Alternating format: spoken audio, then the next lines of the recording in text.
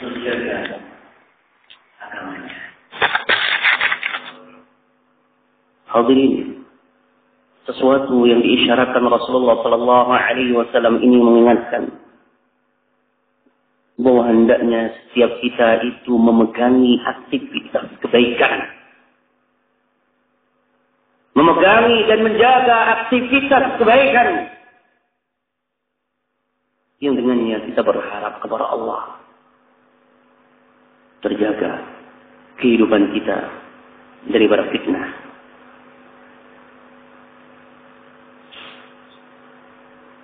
Yang bahkan disyaratkan oleh Rasulullah Sallallahu Alaihi Wasallam dalam hadis yang diriwayatkan oleh Imam Muslim dari Abi Bakrah radhiyallahu taala anhu, kata beliau, "Innaha satakunu fitanan." Sungguhnya diingatkan oleh beliau, kelak akan terjadi beragam fitnah. Kondisi ketika fitnah yang ada, al-qa'idu fiha khairun minal mashi. Orang yang duduk dikala fitnah itu melanda lebih baik daripada orang yang berjalan. Wal mashi fiha khairun minas sa'i. Dan orang yang berjalan lebih baik daripada orang yang berupaya ketika munculnya sebuah fitnah. Subhanallah. Sebuah isyarat yang sampai kata Rasulullah Sallallahu Alaihi Wasallam,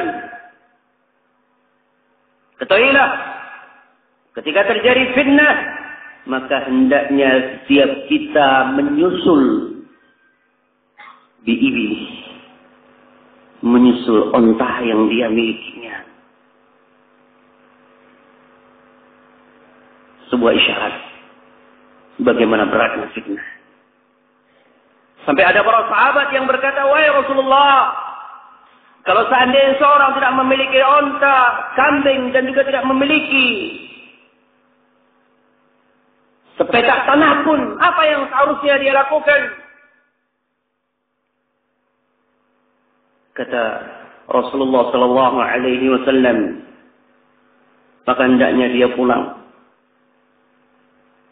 ke rumahnya. Dia pulang ke rumahnya, ambil pedangnya, kemudian tumpukan pedang itu, hancurkan pedang itu. Subhanallah. Hal ini hadirin rahimakumullah, walaupun asalnya hadis ini berkaitan dengan fitnah yang kelak akan menimpa dua golongan kaum muslimin, bagaimana terjadi dalam sejarah, tetapi lebih daripada itu dibawakannya hadis ini oleh para ulama untuk mengingatkan kepada kita, hendaknya kita bersikap cerdas dan memilih langkah yang terbaik ketika beragam fitnah itu ada di tengah-tengah kita.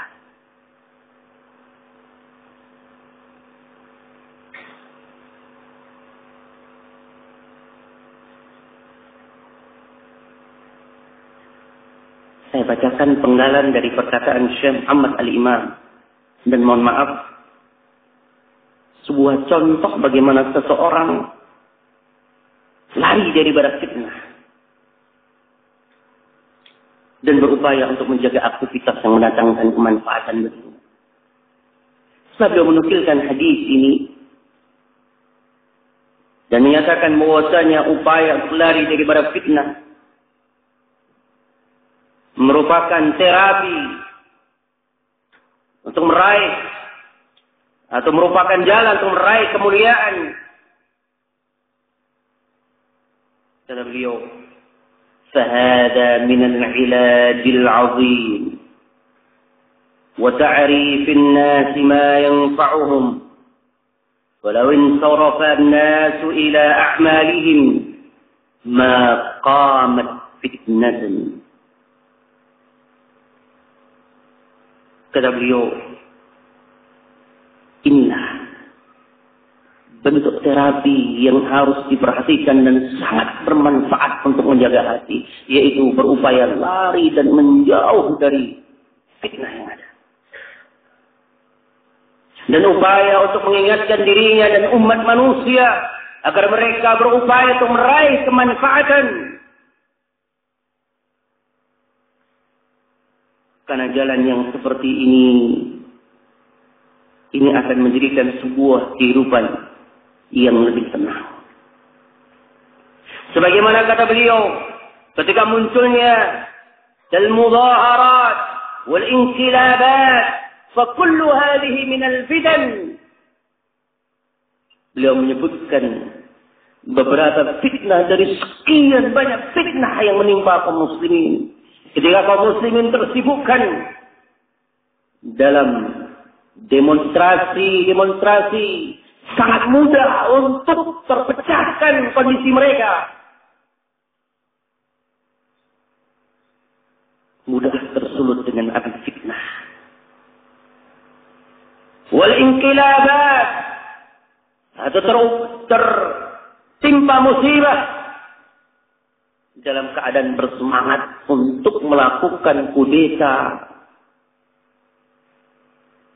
di negaranya. Kata beliau, ini adalah bagian daripada fitnah. Coba kalau kita perhatikan ya ikhwan, yang menyelimuti keadaan kaum muslimin, setiap hari kita disibukkan dengan berita demonstrasi di setiap negeri-negeri kaum muslimin, bahkan upaya kudeta dari para kaum muslimin. Dan itulah yang menjadi santapan keseharian kita. Wallahi, kalau seandainya Allah tidak menjaga kita, mungkin pun atau tidak menutup kemungkinan terjerembab kita dalam bentuk-bentuk sebagaimana yang ada. Mudah tertipu untuk melakukan tindakan-tindakan anarkis, perbuatan-perbuatan yang tidak sama sekali mencerminkan sebagai seorang muslim yang taqi.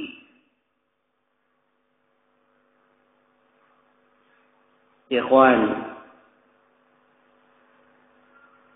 sering kita dengarkan dari para guru-guru kita, para ustaz kita yang mengingatkan di antara sekian banyak fitnah yang bisa kita katakan mewabah adalah fitnah keberadaan orang-orang Khawarij. Yang awalnya tentunya dari sebuah pemikiran yang sangat salah dalam menilai sebuah wilayah kepemimpinan yang ada. Sehingga sangat mudah untuk mengkafirkan saudaranya, mengkafirkan pemimpin, yang pada akhirnya membawa mereka untuk mudah melakukan tindakan-tindakan anarkis, dan lebih daripada itu akhirnya terbawa kepada tindakan-tindakan yang ceroboh yang mengakibatkan kepiluan di tengah-tengah kaum muslimin dan mencederai kehormatan kaum muslimin. Hadirin, ini adalah fitnah.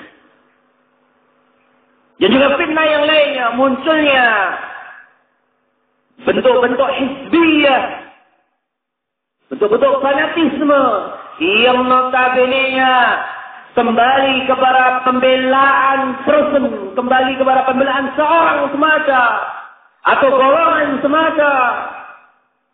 Subhanallah, sangat tidak diinginkan, bahkan sangat dibenci oleh Rasulullah sallallahu alaihi wasallam sikap menilai kebenaran, pembelaan, bahkan kesiapan untuk mengorbankan nyawanya, bahkan hanya untuk sesuatu yang benar-benar kita lihat kembali kepada urusan dunia.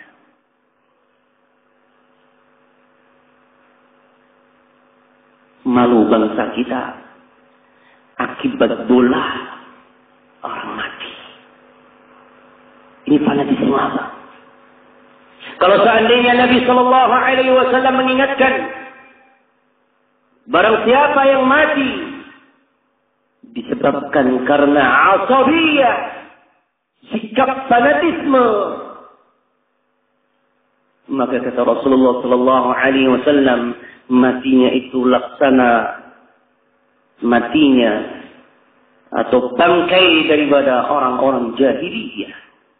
Ini adalah peringatan yang sangat keras. Lalu bagaimana dengan orang yang melakukan tindakan-tindakan yang sebagaimana kita katakan sama sekali tidak mencerminkan akhlak yang mulia? Allahul musta'an. Makanya Rasulullah sallallahu alaihi wasallam dalam sabdanya ketika beliau mengisyaratkan munculnya beragam firqah-firqah yang ada, kata Rasulullah sallallahu alaihi wasallam, "I'tazil tilkal firq kullaha." Tinggalkan semua bentuk firqah-firqah yang ada. Kita kembali dalam upaya untuk menjaga keutuhan dalam beragama dengan senantiasa memegangi Al-Quran was sunnah. Memegangi Al-Quran dan as-sunnah yang tentunya dengan pemahaman para sahabat yang merupakan generasi yang kita muliakan. Hadirin rahimakumullah, demikian yang harus kita ingat.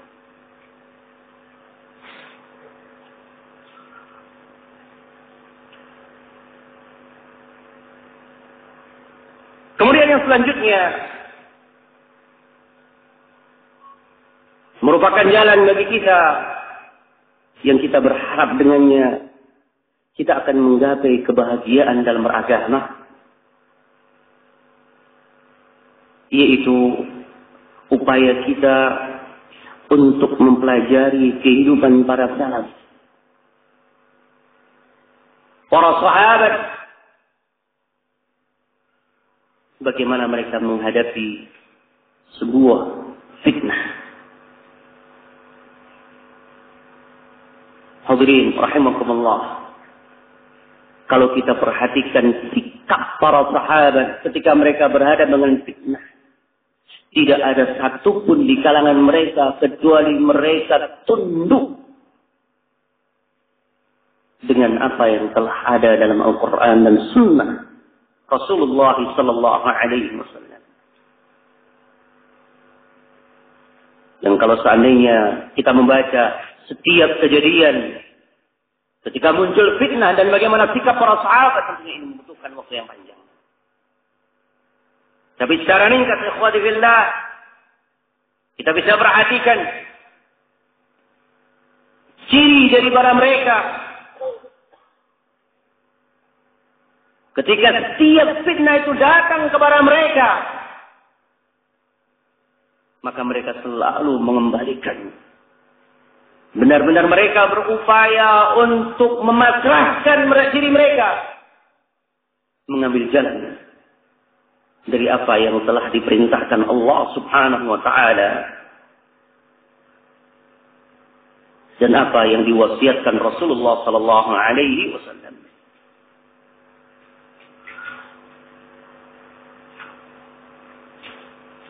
Contohnya,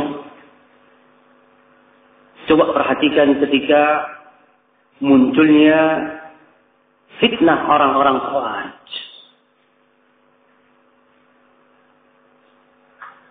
Maka para sahabat secara sepakat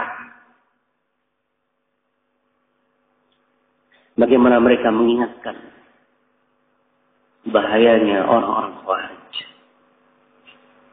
Dan itu tentunya kita bisa baca dalam sejarah dan kiranya sering disampaikan kepada kita bagaimana sikap para sahabat dalam menghadapi orang-orang Khawarij. Kemudian, ikhwati fillah, rahimani Allah wa iyyakum,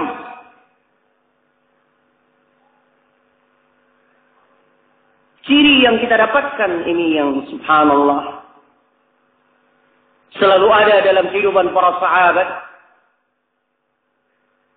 Tidak ada satu fitnah pun yang berkecamuk di kalangan mereka kecuali selesai mereka dengan tatkala mereka mengembalikan kepada Allah, ketentuan Allah, dan bimbingan Rasulullah sallallahu alaihi wasallam. Baik dari para fitnah yang kita melihat ketika terjadi peperangan antara Ali bin Abi Thalib radhiyallahu taala anhu dan Muawiyah radhiyallahu taala anhu. Selesai semuanya. Semuanya berujung tentunya subhanallah dengan pertolongan dan na'un, pertolongan Allah subhanahu wa ta'ala bi'inayatih. Semuanya selesai. Itu jikalau fitnah menimpa sesama mereka.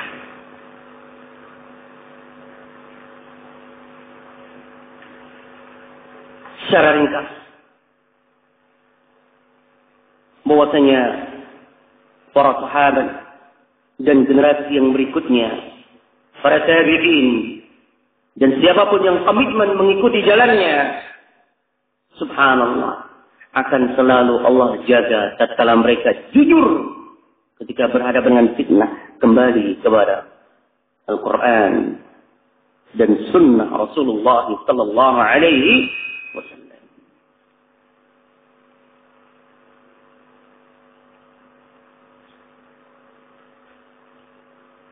Kemudian perkara yang berikutnya yang merupakan pelajaran bagi kita semuanya yang harus kita yakini,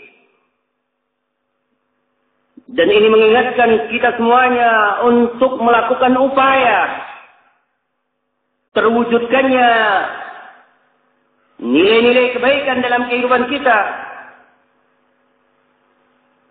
Dikatakan oleh beliau sebuah pelajaran yang besar dari sebuah perkataan, ingat bahwa ahlus sunnati wal jamaah adalah golongan, adalah umat yang mereka akan senantiasa dijauhkan dan menjauh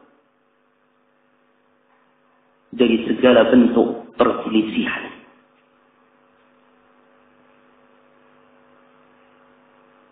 Hal ini hadirin rahimakumullah merupakan poin yang sangat penting untuk kita ingat dan merupakan ciri yang hendaknya senantiasa kita perhatikan dalam kehidupan kita. Bahwa tatkala kita sudah menisbatkan diri kita untuk berkomitmen mengikuti as-sunnah, maka tentunya kita berupaya untuk senantiasa menyatukan langkah kita. Kita tidak keluar daripada al-jamaah dengan beragam makna sebagaimana disebutkan oleh Rasulullah sallallahu alaihi wasallam. Ketika seorang komitmen dengan agama Allah Subhanahu wa taala, maka tentunya dia akan berupaya untuk senantiasa berjamaah dengan para sahabat radhiyallahu alaihim ajma'in. Ketika seorang sudah komitmen untuk meniti jalan as-sunnah, maka dia selalu berupaya untuk mengikuti generasi yang diridhai Allah Subhanahu wa taala. Dan itulah jalan kemuliaan. Dan juga ikhwati fillah yang harus kita ingat, tidak ada satupun kebatilan, tidak ada satupun perkara bid'ah yang muncul di tengah-tengah umat kecuali akibatkan ketika mereka menjauh daripada al-jamaah.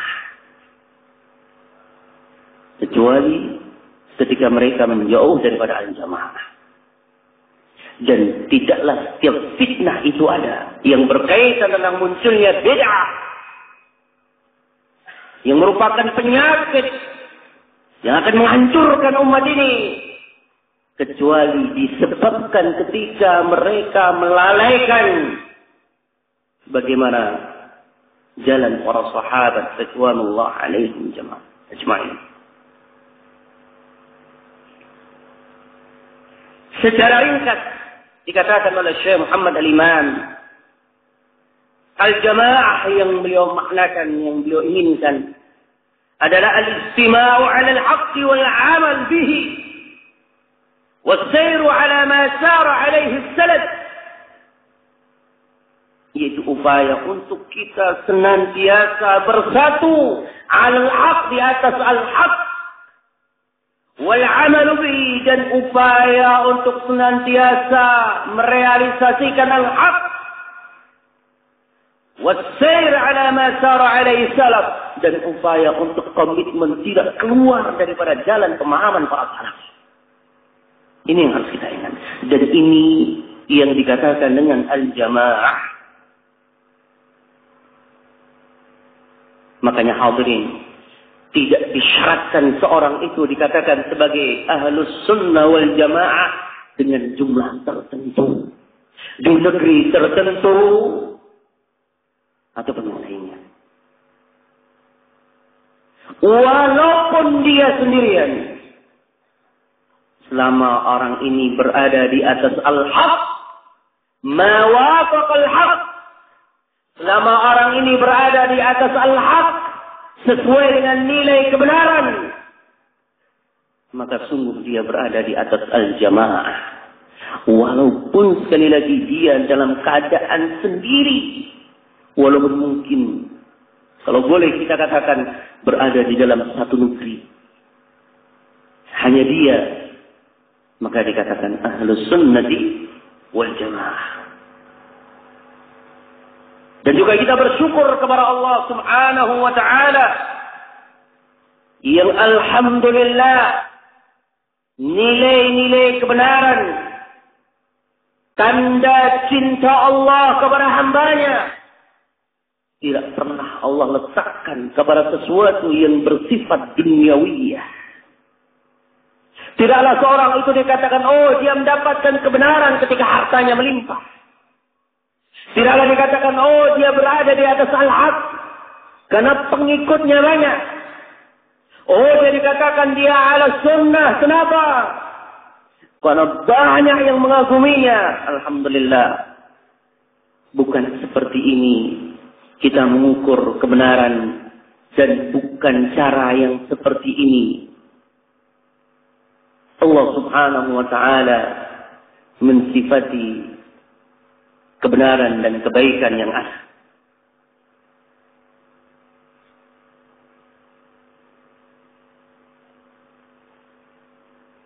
Ada mutiara hikmah. Dan perhatikan berikut ini. Kalau ini kita pahami, kita akan memahami bahwasanya adanya perpecahan, adanya persetegangan, adanya sesuatu yang bersifat perpecahan, itu ada kalanya muncul sebagaimana yang beliau katakan. Coba perhatikan hadirin, berikut ini saya nukilkan perkataan Syekh Muhammad Al-Imam. Perhatikan kata beliau, "Falan yadkhul al-khilaf 'ala ahli sunnah min jihati manhajihim." Sekali-kali perselisihan yang ada kalanya muncul di sesama ahli sunnah itu bukan karena manhajnya. Karena kita yakin kalau dikatakan jalan, dan selama jalan itu adalah jalan as-sunnah, maka tentunya as-sunnah itu shafiyah. Sunnah itu merupakan sesuatu yang suci. Apa yang diwariskan Rasulullah sallallahu alaihi wasallam, apa yang telah diamalkan oleh para sahabat, merupakan sesuatu yang mulia. Jalan mereka adalah jalan yang mulia. Maka adanya khilaf yang ada kalanya muncul itu bukan karena manhaj. Demikian diingatkan oleh beliau. Ini yang ada kalanya terjadi di sesama ahli sunnah. Beliau ingin mengajak kita untuk melihat apa yang kadang kala terjadi di tengah-tengah kita. Lalu bagaimana kata beliau? Wa innama qad yahsulu min jihati anfusihim. Ada kalanya munculnya perselisihan itu diakibatkan datang daripada person mereka yang terdorong tentunya dengan hawa nafsunya atau kepentingan pribadinya. Bi khusulil baghi wal zulmi wal udwan. Ini yang pertama.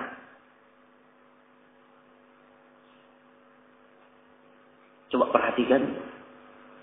Adanya perselisihan yang muncul yang dominan itu disebabkan karena kelalaian kita. Bukan agama kita yang salah. Bukan manhaj kita. Dalam arti kata bukan jalan salaf yang salah. Tetapi kita yang salah. Sehingga terjadilah sikap melampaui batas. Sikap kezaliman. Dan sikap selalu menabur api permusuhan. Subhanallah. Munculnya kezaliman, permusuhan ataupun yang lainnya. Ada kalanya hanya termotivasi daripada sesuatu yang bersifat duniawiyah. Wallahi kalau kita cermati benar apa yang beliau katakan. Satu contoh. Ada dua ikhwat, dua saudara. Dahulunya Masya Allah saling mencintai mereka bersama mereka. Kemudian mereka berbisnis. Berusaha. Ya akhi, ayo kita bersama-sama. Berserikat membuat sebuah usaha. Maka saudara pun menyambut, ayo. Di tengah perjalanan usaha terjadi ketimpangan. Terjadi kezaliman. Yang pada akhirnya akibat urusan dunia terjadi perpecahan di antara saudaranya. Dan betapa banyaknya urusan dunia memecah belah persaudaraan. Yang seharusnya hal itu tidak ada di tengah-tengah kita. Allah berfirman dalam Al-Quran. وَإِنَّ كَثِيرًا مِنَ الْخُلَطَاءِ لَيَبْغِي بَعْضُهُمْ عَلَى بَعْضٍ. Kata beliau, sungguh amat banyak orang-orang yang berserikat dalam sebuah usaha. لَا يَبْغِي بَعْضُهُمْ عَلَى بَعْضٍ. Mereka bersikap melampaui batas antara satu dengan yang lainnya. Coba perhatikan. Perihal dunia ada kalanya menjadikan perselisihan khilaf di antara kita. Tapi Allah mengingatkan sebuah pengecualian. Kata Allah, "Illal ladzina amanu wa 'amilus shalihat wa qalilum ma hum." Kata Allah. Kecuali orang-orang yang beriman dan beramal saleh. Itu pun sangat sedikit, kata Allah. Ini contoh. Bagaimana urusan dunia memecah persaudaraan bersama Ahlus Sunnah. Ini yang perlu kita ingat. Dan kita merasakan kejadian yang seperti ini, barakallahu fi, berapa seringnya.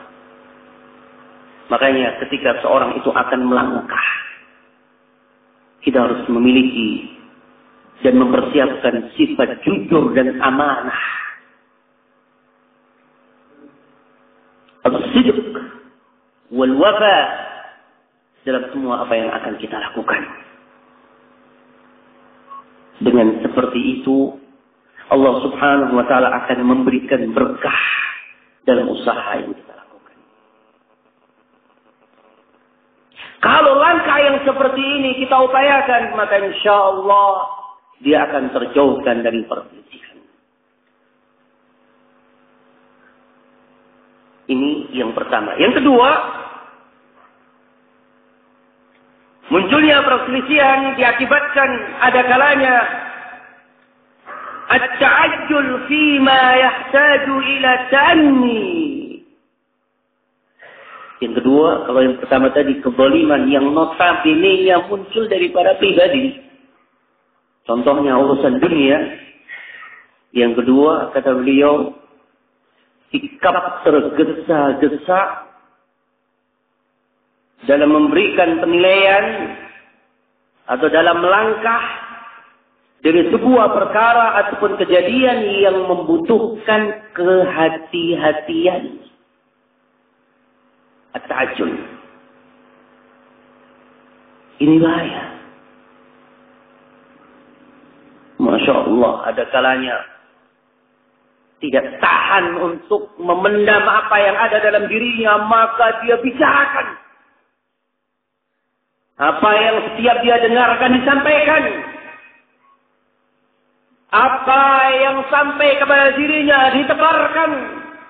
Setiap sesuatu yang diketahui disampaikan tanpa mengukur dan melihat nilai-nilai maslahat dan mafsadah dari apa yang akan dia lakukan. Lupa kalau seandainya Rasulullah itu telah mengingatkan, kafa bil mar'i kadziban. Cukup seorang itu terjerembab dalam kedustaan. Dusta dia jika setiap apa yang didengarkan disampaikan. Walaupun mungkin betul. Apa yang dia sampaikan, apa yang dia dengarkan. Tapi itu bukan watak Ahlussunnah. Makanya ikhwati fillah sangat memilukan. Ada kalanya memang karena kecemburuan dalam agama, muncul karena ingin membela agama, terjerembab dalam at-ta'ajjul yang tidak semestinya. Ini yang perlu kita ingatkan. Makanya ikhwati billah, Rasulullah sallallahu alaihi wasallam itu memuji sebuah sifat yang dikatakan al-hilmu wal anah. Saat Rasulullah sallallahu alaihi wasallam memuji kepada salah seorang sahabatnya, dikatakan bahwasanya Allah mencintai orang ini karena dua sifat. Dikabarkan bahwasanya Allah mencintai sahabat ini karena sahabat ini memiliki dua sifat. Apa dua sifat itu? Kata Rasulullah sallallahu alaihi wasallam, al-hilmu wal anah. Al-hilmu, sikap santun, sanggup menahan emosi, berperilaku luhur dan baik. Wal anah, hati-hati, tidak tergesa-gesa. Dua sifat ini menjadikan Allah ridha dan mencintai sahabat ini. Al-hilmu wal anah. Kalau hal ini ada sikap santun, upaya untuk memelihara kesantunan dalam kehidupan kita, sabar dalam menahan emosi, sabar dalam menahan gejolak jiwanya, diiringi dengan tetap berhati-hati, ini saya hadirin, akan terkurangi perselisihan yang ada.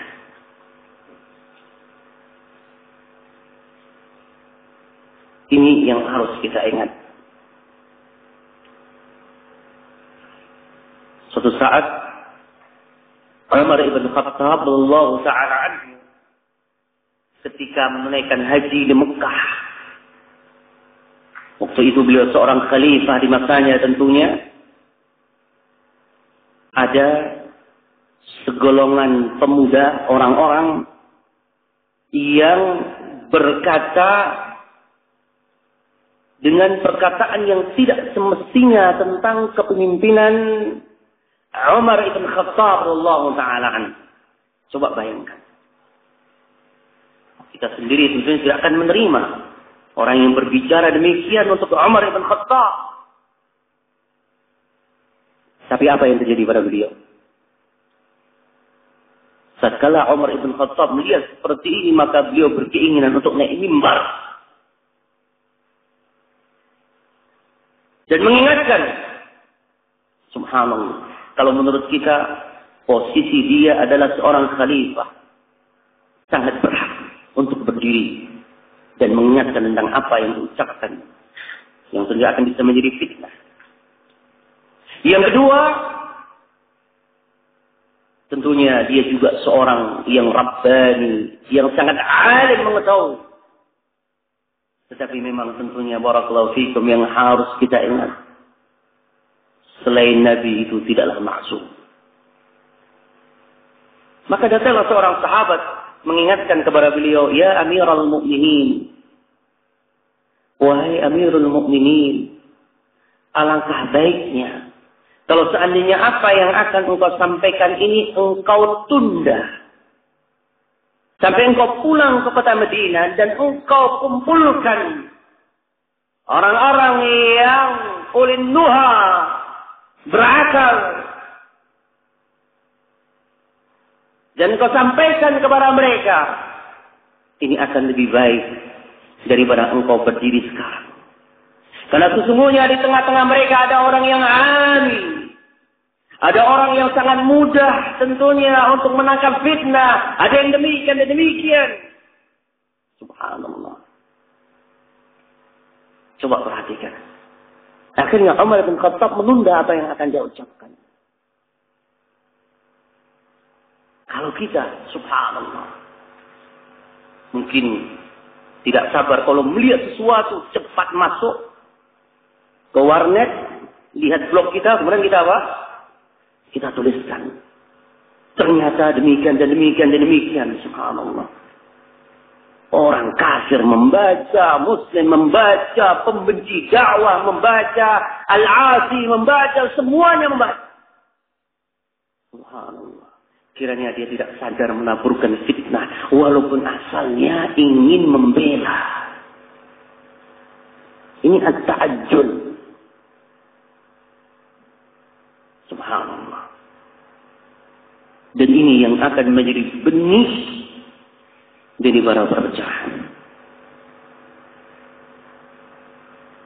Ikhwani fillah rahimakumullah. Yang selanjutnya, yang ketiga, kata beliau, al-jahlu bihaqiqati syai'. Tidak memahami hakikat permasalahan sebagaimana semestinya. Ini yang akan menjadikan perselisihan. Tidak memahami hakikat perselisihan atau permasalahan, saya ulangi, tidak memahami hakikat permasalahan sebagaimana semestinya. Masya Allah, kalau setiap kita menahan apa yang ada pada kita, bersikap untuk memahami sebagaimana apa yang dibimbingkan oleh para ulama. Kalau setiap kita ini kembali kepada kapasitasnya, subhanallah, ini sangat indah. Tapi yang jadi bencana kalau setiap kita menjadi apa? Ahli jarah wa ta'dil seumpamanya. Sekarang berbalik-balik. Kalau zaman dahulu para ulama jarah wa ta'dil itu dipegang oleh para ulama. Sekarang subhanallah jarah wa ta'dil terbalik. Umat yang menilai dai dan para ulama. Terbalik. Kalau para ulama dulu senantiasa mengingatkan samulana rijalakum, kemudian diperhatikan bagaimana keadaannya ketika akan menilai seseorang. Sekarang terbalik. Lupa. untuk melihat bagaimana dirinya sesuai dalam kapasitasnya dan kepentingannya. Kalau setiap kita memperhatikan yang paling penting, yang belum ada pada diri kita, subhanallah. Hadirin, kiranya kalau kita adakan ujian membaca Al-Quran, apakah telah sesuai dengan tajwid dan kaidahnya? Di tengah-tengah umat ini, Masya Allah, mungkin akan sangat banyak yang tidak lolos. Coba satu ini saja. Kalau setiap kita melihat diri kita, oh ternyata saya sangat kurang dalam membaca Al-Quran. Oh saya sangat kurang dalam melihat kekhusyuan salat. Sangat kurang salat sunnah yang saya lakukan. Oh sangat kurang ini dan itu. Sesuai dengan kadar kita. Dan kebutuhan yang paling kita butuhkan. Kita ini membutuhkan ampunan Allah. Membutuhkan rahmat Allah. Ada yang menjawab ketika disampaikan yang seperti ini. Lah, kalau seandainya saya diam, sebagai kata para salaf, in sakattu ana wa sakatta anta, faman yubayyin linnas, katanya. Kalau aku diam dan kamu diam, siapa yang akan menerangkan kepada umat manusia, katanya. Masya Allah, menukilkan salaf. Kita pun berkata tentunya, siapa kamu dan siapa salaf? Apa bedanya dengan prinsipnya orang-orang Mu'tazilah? Hum rijal wa nahnu rijal. Kembalikan kepada mereka yang berkompeten. Kembalikan kepada mereka yang dengan ilmunya, yang siap bertanggung jawab di hadapan Allah di yaumul mahsyar. Sebagaimana dicontohkan oleh Al-Imam Al-Bukhari. Ya ikhwan, berat kiranya untuk setiap kita menanggung dosa yang telah kita lakukan. Teramat banyak kezaliman yang telah kita lakukan. Teramat banyak kekurangan. Teramat banyak. Karung dosa itu selalu setiap hari kita pikul dalam langkah kehidupan kita. Bagaimana mungkin kita melangkah dengan sesuatu yang bukan di arena kita. Allahumma musta'an.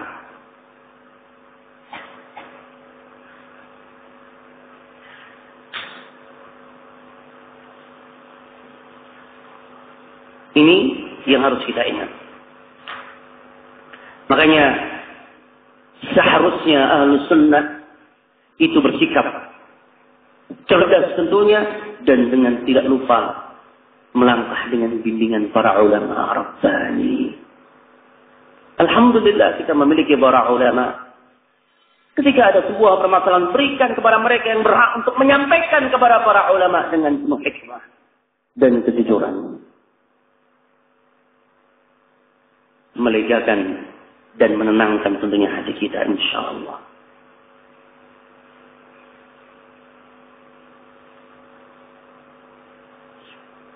Kemudian dikatakan oleh beliau, realita yang ada bahwa kelak orang yang akan tersingkir di medan amalan ini adalah orang yang biasa mengikuti fitnah-fitnah yang ada. Kata beliau, al-fitanu tansifu al-mutatalli'in laha, kata beliau. Di arena amalan, kalau kita lihat yang akan lebih cepat tersingkirkan, futur, menjadi orang yang ada tidak peduli kepada agama, menjadi seorang yang kadang-kala memiliki prinsip-prinsip yang subhanallah yang seharusnya dia jaga. Diakibatkan semangat dalam mengikuti fitnah. Tidak bertambah ilmunya, tidak bertambah ketaatannya, tidak bertambah kebaikannya. Akhirnya subhanallah. Dan betapa banyak yang kita lihat. Yang kita lihat semangat, Masya Allah. Demikian semangatnya. Esok harinya sudah kita lihat. Masya Allah. Tidak ada bedanya. Bahkan ada kalanya lebih mengerikan dari keadaan orang-orang yang awal. Dan betapa banyak yang sudah kita ketahui. Lebih dari itu, ada yang meninggalkan salat. Bahkan ada kalanya sebagaimana terjerembab, sebagaimana yang dikatakan oleh Al-Imam Ibnu Qayyim rahimahullahu taala, sudah tertipu dengan sesuatu yang dia anggap itu adalah rahmat Allah. Tertipu dengan rahmat Allah. Bagaimana tertipu dengan rahmat Allah? Tidak apa-apa. Biar saya seperti ini. Yang penting saya tidak syirik.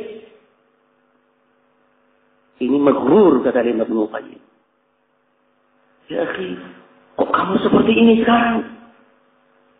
Keluar masuk bioskop, pakaian subhanallah, penampilan subhanallah. Subhanallah atau innalillah? Na'udzubillah. Apa jawabannya? Jawabannya kaidah. Yang penting saya tidak syirik, yang penting saya tidak bid'ah. Dan betapa banyak yang menjawab seperti ini. Pada akhirnya terjerembab dalam keadaan yang lebih keji. Na'udzubillah. Lupa kalau Allah telah berfirman, "Falyahdharil ladzina yukhalifuna an amri an tusibahum fitnatun aw yusibahum 'adzabun alim." Waspada. Orang-orang yang suka menyelisih atau yang menyelisih akan perintahnya. Antusibahum fitnah. Kalau akan timpakan fitnah. Apa kata Imam Ahmad? Al-fitnah di sini ya kawan? Asy-syirik. Barakallahu fiik. Aneh. Menyelisihi sunnah akibatnya tertimpa apa? Syirik. Mungkin kiranya apa yang dikatakan oleh Imam Ahmad ini menjadi kunci bagi kita. Jika kita memahami kenapa orang sholat, kenapa orang sudah haji, kenapa orang yang Masya Allah melakukan ketaatan-ketaatan, ada kalanya juga masih semangat mengikuti kirap kerbau selamat. Masya Allah. Tadi malam, jam berapa? Jam 12 malam, malam 1 Syuro. Kaum muslimin puluhan ribu keluar mengadakan kirap tahun baru Hijriyah dengan mengeluarkan pusaka-pusaka mereka. Dan kalau di Solo ditambahkan dengan dikeluarkan kebo yang keramat katanya, yang lebih daripada itu, bahkan kotoran daripada kerbau ini kalau dijaga akan mendapatkan atau akan mendatangkan berkah. Subhanallah. Ini memasuki bulan yang suci, yang Allah sifati sebagai 4 bulan yang suci dengan kesyirikan. Mungkin kita bertanya, bagaimana mungkin mereka itu sholat? Mereka juga haji, bahkan acara yang dilepas dengan alumni Ummul Qura. Kiai Haji Fulan LC memimpin pelepasan kerbau selamat. Kok aneh? Kok kenapa itu bisa? Jawabannya apa yang dikatakan oleh Imam Ahmad. Dari firman Allah Subhanahu wa taala, "Falyahdharil ladzina yukhalifuna." Suka ketaatan yang dia lakukan pun ada kalanya tidak berlandaskan dengan Alkitab, Sunnah dan yang lainnya. Dan demikian telah menutup kemungkinan orang yang berkata seperti itu. Orang yang menyatakan, biar yang penting saya tidak syirik. Coba lihat. Mulai meninggalkan sholat. Dalam keadaan hukum meninggalkan sholat, hukumnya apa? Hah? Menurut sebuah pendapat, ada yang menyatakan apa? Kafir. Ada yang menyatakan kafir. Itu ada 2 qaul tentunya. Bagaimana coba? Meninggalkan salat. Kemudian dia berkata, biar yang penting tidak melakukan bid'ah. Ini makruh. Awalnya Masya Allah berapi-api. Tapi keluar dari batas kewajaran yang harus tentunya dia jaga.